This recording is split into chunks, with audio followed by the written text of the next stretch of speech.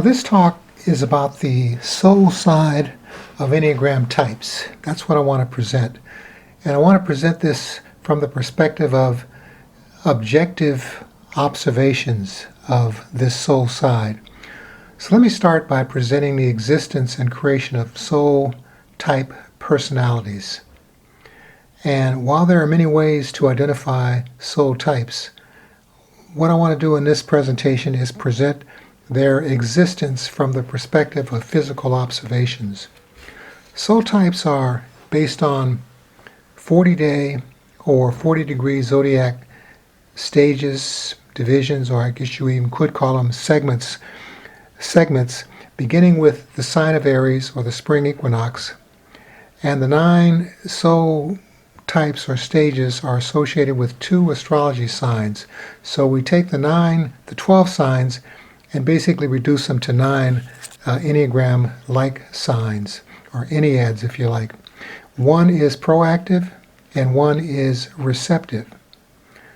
The 2 soul types or signs are objectively identified by birth dates, just as one would identify one's astrological sign by birth date.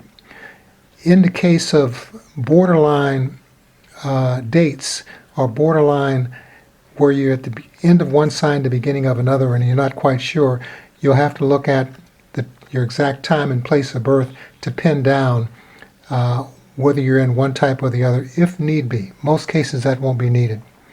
The 9 soul types are related to the enneagram types, but they're different.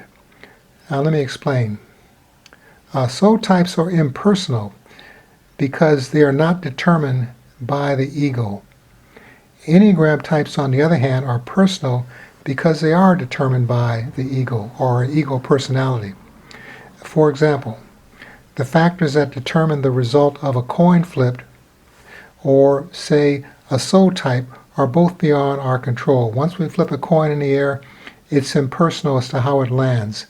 When we're born or come into this life, we don't have a clue. It's not under our control as to what exact time we come into this life. So that makes it under the control of the soul. The factors that determine enneagram types or any psychological type are under our control.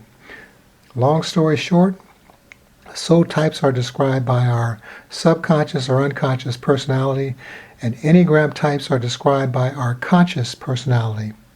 Soul types are actually eternal and transcend the lifespan, a human lifespan. They're going on forever, repeating, and have been doing so for millions of years, billions of years, and will continue to do so. Personality types are mortal, and they go away with the physical body. With the end of life, our personality falls by the wayside, but the soul continues. Now, enneagram types and the zodiac have a certain connection. Since soul types are connected to the zodiac, they can be interpreted as new zodiac type signs. This gives us one soul sign or one stage or one type that corresponds to each enneagram type. Each soul type is defined by 2 zodiac signs, as I mentioned a little earlier. These signs make up the 2 sides of the soul, which are integrated into one type. And I'm going to interpret them now. So the first 3 types, or the first third of the zodiac, which includes types 1, 2, and 3, are the beginning stage types. They're the types where we place our attention on something. They're the active stages or the active types. Type 1, I'm calling the initiator, integrates the sign of Aries and part of Taurus. It would fall between March 20th up to about May 1st. Not exactly every year, because the movement of the beginning of the of equinox shifts a little bit between March 9th, March 20th, and March 21st. It varies a little bit from year to year. The initiator type or stage has all the qualities of Aries and the urge to express one's endeavors in concrete terms and handle problems head-on with exacting standards. When you combine those two signs, that's what you get. Type 2 is called the guide. It integrates Taurus and Gemini. From May 1st to June 11th, the guide represents the qualities of persistence, determination to have an in-depth understanding, and the urge to connect with others and to explain things. Type 3 is called the contestant, and that integrates some of Gemini and all of Cancer. It runs from June 11th to July 23rd. The contestant is a symbol of knowledge and communications. This sign represents individuals that are go-getters and those who express their ideas and achievements with great enthusiasm and confidence. The fourth type is the beginning of the middle stage, and these three middle types, 4, 5, and 6, represent receptiveness. They generally deal with and have an interest in the deeper mind or the unconscious mind. But the first one is the romantic. It integrates all of Leo and part of Virgo. It runs from July 23rd to September 3rd. The romantic represents the healing arts, inner creativity, psychic aspects of life. Generally speaking, it represents transcendent awareness and the urge to improve the lives of other people. Sometimes it's called a healing type. Type 5 is the innovator. This type integrates Virgo and Libra in equal proportions. It runs from September 3rd to October 14th.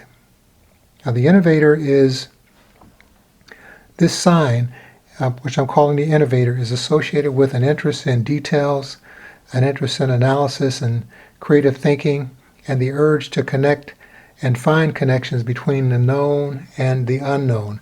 It's interesting that both of those signs are mental, Virgo and Libra, which makes type 5 very cerebral. Type 6 is called the skeptic, and it represents Libra, part of Libra, and all of Scorpio. It runs from October 14th till November 11th, or November 22nd. The skeptic is associated with persistence, getting to the bottom of things, understanding mysteries, detective work, and generally speaking, troubleshooting. The last three signs, or the last third of the zodiac, deals with completion. It deals with manifestation. It deals with integrating the other or the first two stages. So the types and stages represented by the last third of the zodiac, starting off with type 7, is called the seeker. It integrates all of Sagittarius and the first part of Capricorn. And it runs from the 23rd of November to the 1st of the year, January 1. It's called the seeker. And the seeker is associated with humanity's interest in the larger universe. It is associated with transcendent intelligence and the urge to understand the meaning of life. Type 8 is called the defender. It integrates Capricorn and Aquarius in equal measure. It runs from January 1st to February 9th. The defender represents the urge to stick with plans, to make concrete changes for the better, and to bring new things into the light of day. And finally, we have type 9, called the mediator, which integrates the last part of Aquarius and all of Pisces, and it runs from February 9th to March 20th. The mediator is associated with the thirst for creating harmony, a thirst for understanding the forces that bind people together, and for settling unresolved conflicts. Now, this presentation concludes what I want to say, and the case hopefully made for the objective existence of the soul side or soul counterpart to enneagram types. Because this soul side, as I mentioned earlier, is impersonal, whereas enneagram types are personal. Thank you. Have a good day. This talk is about the soul side of enneagram types. And what I'm going to do is present the non-physical existence and creation of soul stages. The subjective soul stages, and we can say types as well, can be understood from the perspective of natural inner passions, urges, or even interests that come with stages of growth, that come with aging, and that come with the Trinity. Now, the Trinity and Law of Three both tell us that everything originates in the mind, meaning everything originates with your intentions. Because everything we think is received by the unconscious mind and becomes part of our reality, we can define the circular stages that move initial thoughts into complete things. The 9 soul stages, or types, are related to enneagram types, but they are different. They are impersonal because they are determined outside of the ego. Enneagram types, on the other hand, are personal because they're determined by the ego. For example, the factors that determine the result of a coin flip, be it heads or tails, or the result of an intuition, or vision or dream, are all beyond our control. The factors that determine one's enneagram type are within our control. They're based on our past history of behavior and how we tend to make choices. Long story short, soul types describe our unconscious personality, and enneagram types describe our conscious personality. So there is a relationship, but it's between the conscious and unconscious sides of who we are.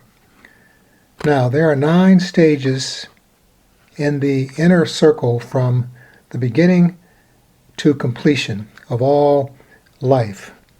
These stages are part of the moving circle of the enneagram, or the moving enneagram as I like to call it.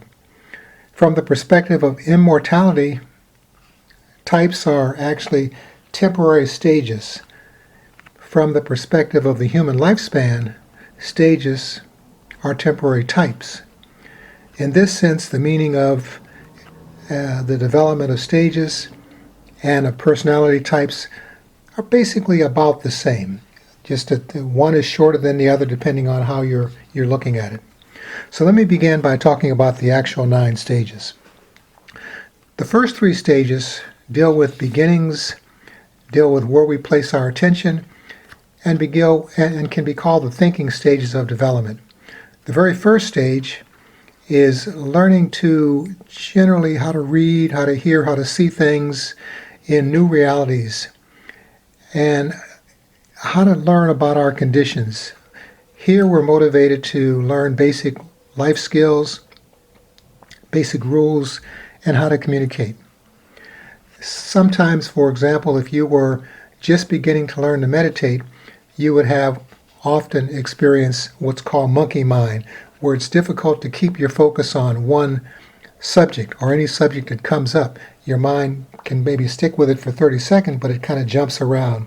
And this is similar to when we begin to look at any new endeavor. It's hard to focus on exactly what it is until we keep our mind on it. So the first stage is titled the initiator stage. That's what I call it. It's also akin to or related to the reformer type. The second stage is where we learn to focus our attention, where we learn to study, we learn to discuss things in more detail than in the first stage, and we have an urge to help other people understand, and also an urge to do more internal reflection. It's kind of akin to maybe having a recording of a session that we learn, but playing the recording over or going over our notes several times to make sure we really get it. So if I go back to the meditation example, in the first case of stage 1, it's kind of monkey mind. It's hard to really focus on one thing because it's so new to us. At the level of the second stage, we're able to better focus because we know something about what's going on, and it's easier to keep our meditation focused. This stage is called the guide, and also the relative is the helper type in the enneagram. We move on to stage 3, and stage 3, there's an interest in teaching, telling, kind of show and tell, telling others what we've learned, what we know. Often in this stage there's unexpected events, there's a lot of excitement, a lot of confidence, and things grow very rapidly, all things considered. This is called the contestant stage. This is what I call it, the contestant stage, and it's also referred to as the achiever type. Now these stages incidentally apply to all levels, whether we're talking about a 1-year stage, whether we're talking about 9-year stage, or whether we're talking about technically a type for a lifetime. So the stage lengths vary. They can be as short as 1 year, actually as short as 9 stages within 1 year. And we can go through a lifetime, stage by stage by stage, looking at as many increments as we want. The lifespan of 81 years, if we say that's the average lifespan, would actually have 9-year stages. That being said, let me go on to the middle 3 stages. The middle 3 stages deal with receptiveness, deal with the unconscious or the deeper mind, sometimes called the creative mind. And this is a stage of development that happens in the middle of the circle, or the middle 3 stages. The first 3 of these stages, or the 4th stage, is called or referred to as the stage of letting go of the ego. Letting go of what you know. This is a point in development where we come to a place where we know a certain thing, we're confident, the confidence of youth usually, but we run up against a situation where there's new stuff coming in, we just don't know what to do with it. So we are willing to suspend our ego, to be a little bit humble, to step back and become one with the subject, to just focus on it until we get some non-physical information. We get some information that allows us to accept the unknown, and we're willing to go through a period of being hung up to a point where we receive some new insight and we say, oh, I never thought about that, or I never heard that. Now I see it. And you only see it because you're willing to be quiet and let new information come in. I refer to this as the romantic stage, and in the related enneagram type is the individualist type. Stage 5 is a stage of independent thinking and beginning to understand what came up in stage 4, beginning to make connections between what we know and what we don't know. And here calls for some in-depth analysis and embracing sometimes weird stuff, weird images, because we're learning something new that we didn't know before, and it may be termed as weird in some ways. This is the innovator stage, as I call it. It's also akin to the investigator type in the enneagram. Stage 6 is a stage of growing through being cautious, growing through asking many questions, growing through being kind of skeptical about what you saw in stage 5. We saw this weird stuff. We have some basic interpretations of new information. In stage 6, we really want to get and have a preference for objective over subjective information and interpretations. We look for interpretations that are consistent with concrete reality. So this is called, I call it the stage of the skeptic. It's akin to the loyalist type, because this is a place where we really try to capture what came from within, this new insight, but make sure we understand it so we can do something with it in concrete reality. Then we finally move on to stage, the last 3 stages, and these last 3 stages deal with completion, deal with integrating all of what we know before in the first 6 stages, and it deals with manifesting or creating concrete reality. This is a stage of development where concrete reality begins to be created. So stage 7 of the 9 stages is where wisdom is increased. We have manifestation. We want to manifest practical knowledge. We're inspired about the future. We begin to pursue new avenues, share new information, and we're generally enthusiastic about leading in a new direction, moving in new directions. This is what I call the seeker stage, and it's akin to the enthusiast type in the enneagram. Stage 8 is where we bring new thoughts and new things into physical reality. There's a passion for doing that, an urge to do that. This is a stage of practical self-control, practical self-discipline, and there's an interest in establishing, in following established ways of life and in producing concrete results. Here is called the defender stage, also referred to as the challenger type in the Enneagram. Finally, we get to stage 9. And stage 9, which is the last of the stages, is a stage where we find ways or look for ways to integrate the new discoveries in with the established order. Here is where we have an interest in presenting new people and new arrangements to existing environments. In this stage, or with this type, we're moving and motivated to accept and celebrate new results. This is called the mediator stage, also akin to the peacemaker type. So those are the 9 types that are actually urges that we go through, natural changes that we go through as we age. And if we look within, they're natural stages that the inner process goes through from an initial idea to concrete reality. So this concludes my presentation and case for the inner existence of soul counterparts for the Enneagram types. So thanks very much for listening, and peace and blessings to you.